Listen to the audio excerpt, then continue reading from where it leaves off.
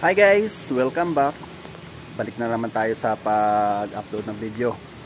Ngayon lang ulit ako makapag-update at napagtripan ko lang.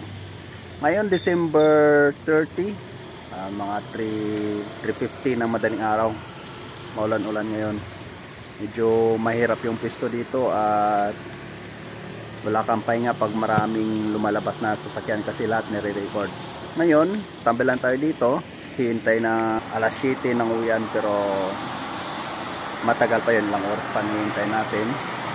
Kaya abang-abang lang tayo ng mga lumalabas na sasakyan at i-record lang natin.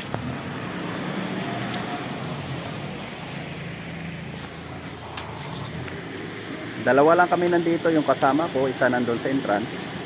Ako dito naman sa exit. Yung kalaban lang natin dito, puyat kaya nakakantok na.